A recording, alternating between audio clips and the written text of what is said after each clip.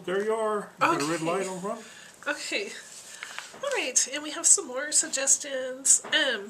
So give Charlie a set of objects and have him create word problems to solve with the manipulatives. Ask Charlie to create problems that involve a specific operation. Help Charlie learn to identify extraneous information in word problems. With a marker, have him cross out any extraneous information before he attempts to solve a problem. Teach Charlie to recognize the number of steps or operations involved in a word problem, what they are, and how to sequence them correctly. And also, I notice that Charlie has memorized his multiplication facts, but still counts on his fingers when computing addition and subtraction facts. To improve his math fluency, he should memorize his addition and subtraction facts. Okay, and then we have some evaluation assurances.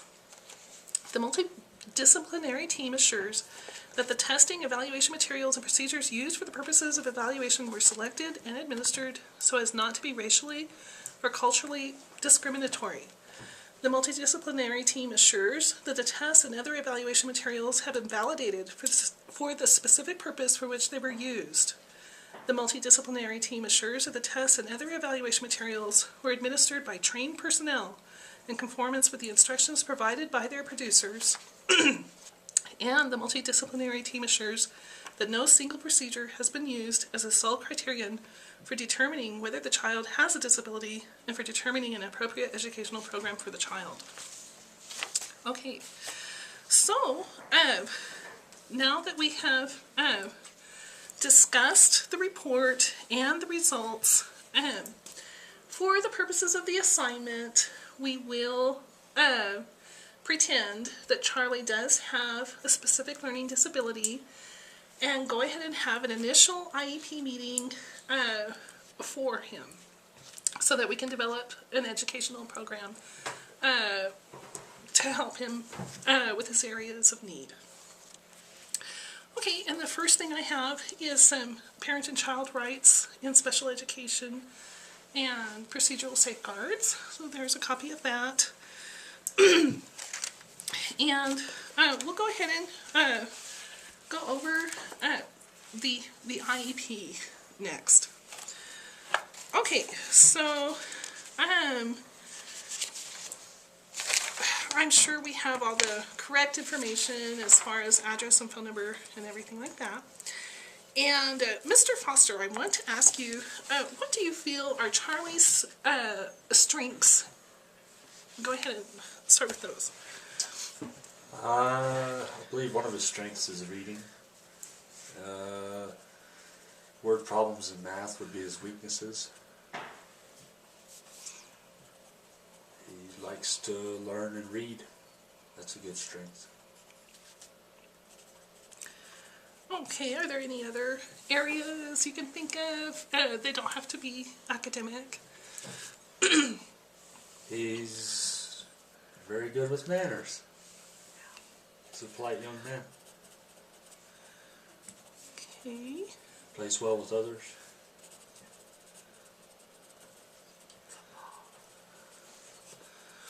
Okay, and does Charlie participate in community activities at all? He likes to go to the library. We go to church. Okay, and what does Charlie like to do for fun? Play video games. And sports such as football. Okay.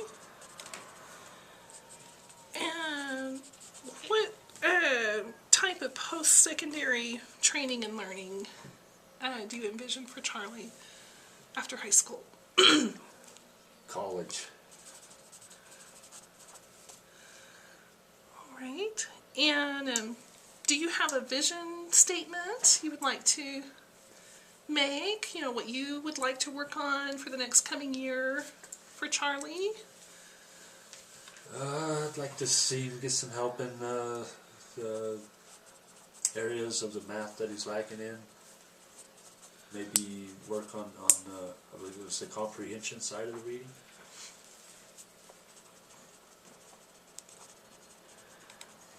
Okay. Okay, and Charlie, what do you think are your strengths?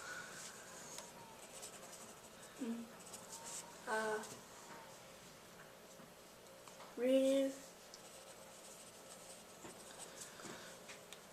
is science. Reading and science? Okay, and what areas do you think you would like to improve in?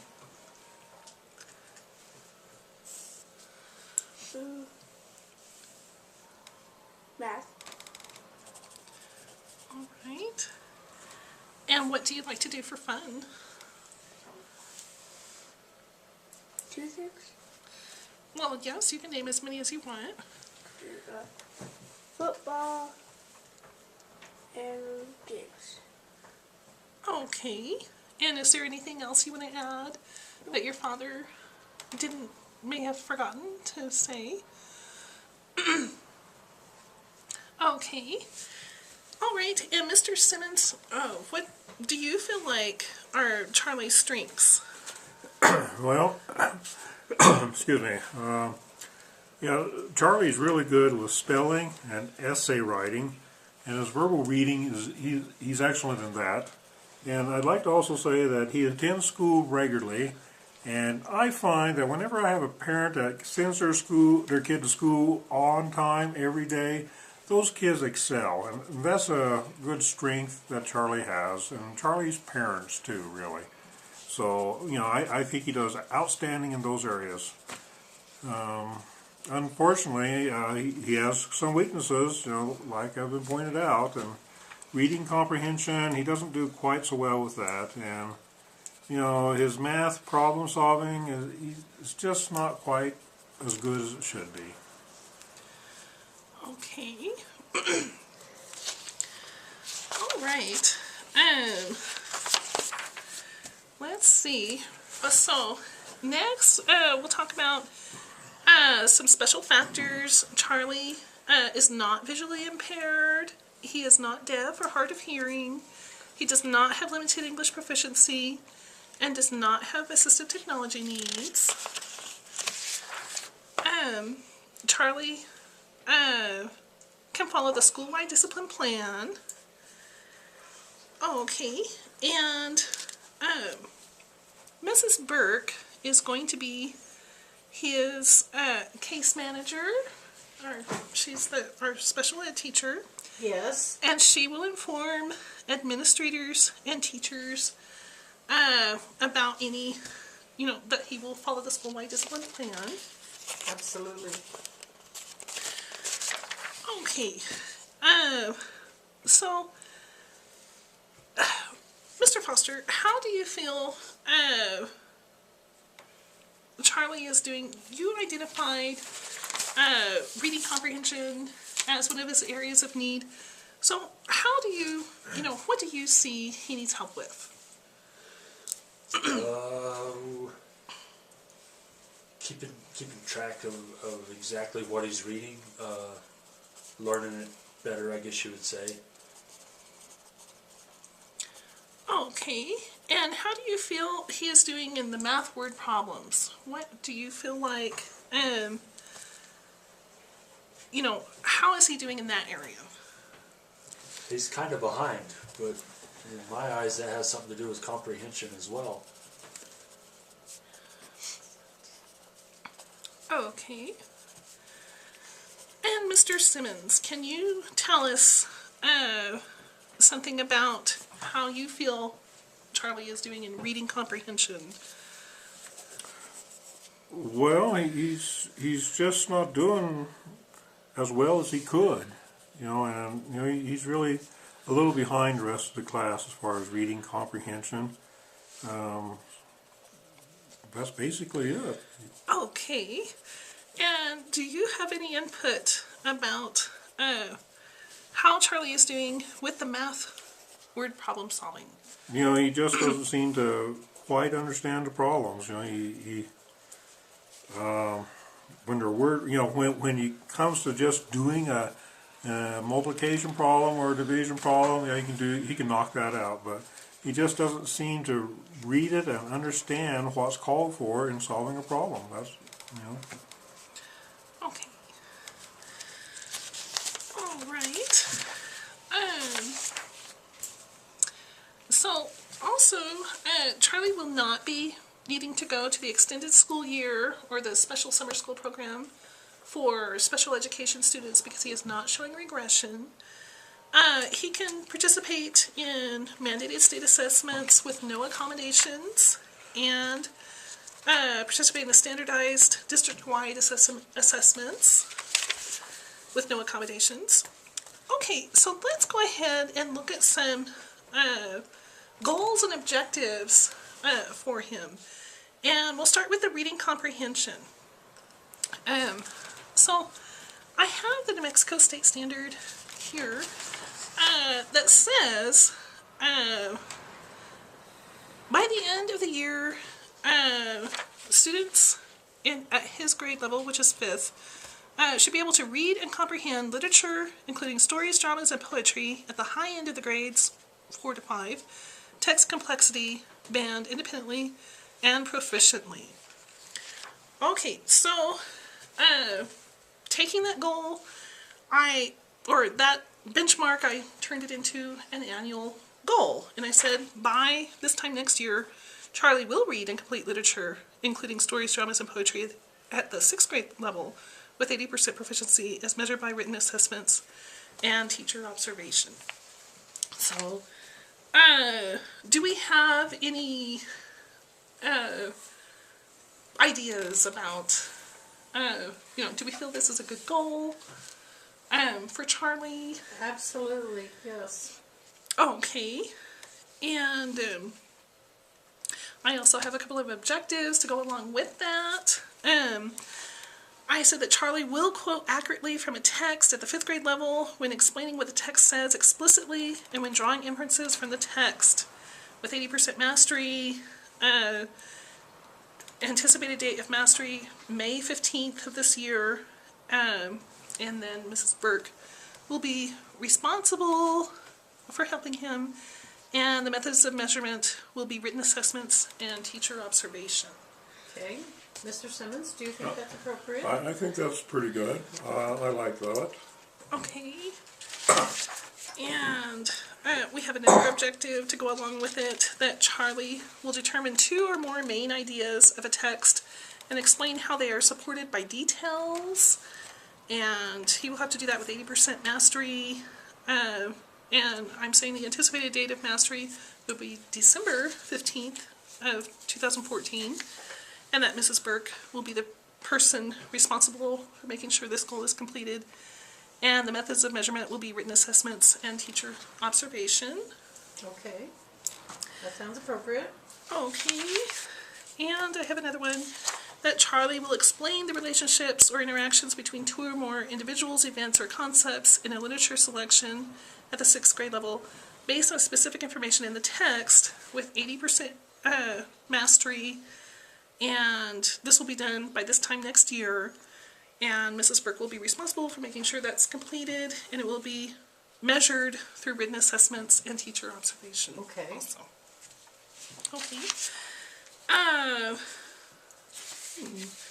don't see the math goal I had. Oh, okay. And I also have some math goals to go over in the word processing, or the math problem solving area.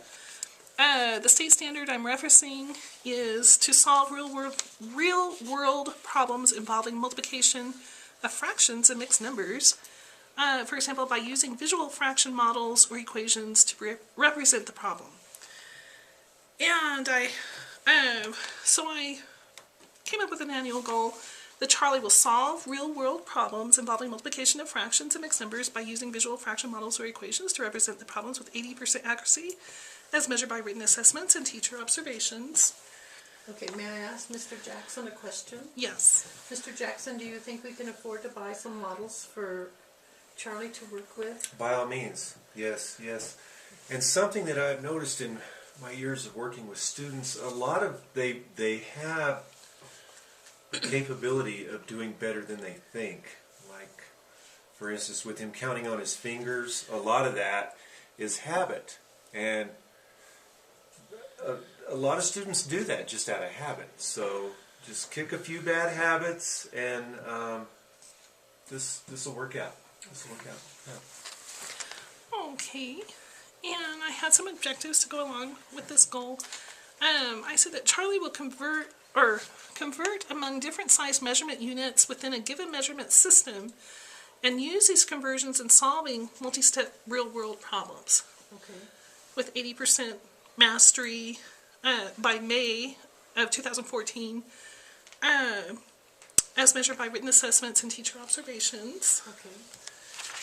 And also that Charlie will relate volume to the operations of multiplication and addition and solve real-world mathematical problems involving volume Okay. with 80% mastery by December of 2014, as measured by written assessments and teacher observations. And also that Charlie will represent real-world mathematical problems by graphing points to display a data set of measurements in fractions of a unit and using operations of fractions to solve problems involving information in the line plot Okay. with 80% mastery by this time next year, as measured by written assessments and teacher observations. Okay. Okay, and then we could talk about some instructional accommodations or modifications for Charlie. Also, does anybody have any suggestions that would, for accommodations or modifications for Charlie? Well, models and manipulatives are, sounds like what he really needs. Oh, okay. Yeah, I have to second that. I That's agree. really what he needs. Mr. Foster, Mrs. Foster, what do you think? I agree on both of those. Okay, if we were to send those home, would you make sure that Charlie takes the responsibility to keep up with them and bring them back every day? Of course. Yes. Okay, we'll make that another accommodation so that he can use that with his homework. Okay. All right, and I think also maybe the instructional material should be at his reading level to make sure, Absolutely. and that maybe he should use the manipulatives while he's doing tests also. Okay. So we'll make those accommodations. Okay, and we'll go over some more information. Does Charlie take any medication? No. And does he have any significant health issues? No. No. Okay, so he will not require an individualized health plan. He will not require an emergency evacuation plan. He doesn't have that need. He should be in the regular physical education class. He does not require assistance to move in and around the school. Does he require transportation to school? Does he ride the school bus? Yes. He rides the school bus, but we don't have any special needs. Okay, all right. Okay, so let's talk about his schedule of services. He will be with his typically developing peers at recess, at lunch, at music, in art, in library and computer class, in PE, during assemblies, and during extracurricular activities. We do feel that he does need accommodations in mathematics. And I guess we should put reading comprehension also. Yes. Okay, and so we have decided that he does require the services of a special education teacher. What do you think about 2 hours a week in an inclusion setting? Does that sound reasonable? That sounds good to me. Mr. Jackson, what do you think? I agree. At least 2 hours. Yes. Okay, so Mr. that's... Foster? Would that be 30 minutes a day, or? Oh, well, how do we want to arrange I that? think 30 minutes a day would be better than 2 hours at one time. Right. Oh, yeah. Okay. I thought we was talking about a week. We're talking No. 2 hours. Well, 30 minutes a day, 30 since it's a minutes a day. 4-day week, then it would be 2 hours a week, and we could just make it 30 minutes 30 a day. minutes a day. Okay. There you that go. Sounds good. Okay. Mrs. Foster, what do you think? I agree. 30 minutes a day. Okay, so that will be our schedule of services. And so I have computed that that will be 5% of the time that he will be receiving services. So he is at the level 1 or minimum level of special education level of service. Okay. And we feel that that is the least restrictive environment for him. Okay. Let me see. And his services will be provided in his neighborhood school. Okay. So, Mrs. Burke, his case manager, will mail updates on the student goals, or the student progress towards his goals, when the report cards are sent to the parents. Okay. That is how the parents will be regularly informed of progress towards the goals. Okay. And that will happen quarterly. Okay. Okay. And Charlie, I calculated, will reach the age of majority, or 18, December 24th, 2009, I believe. And he will be 14 years old.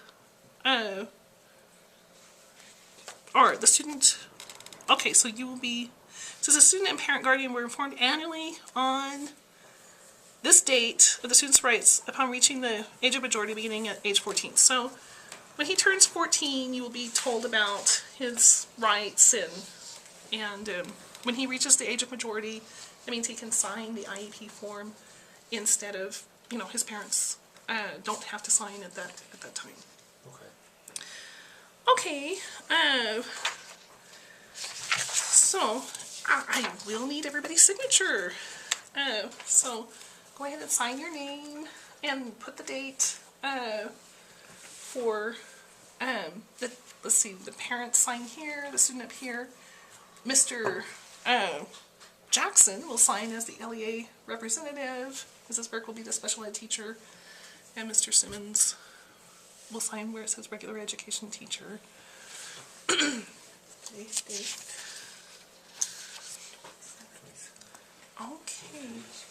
so let me go ahead and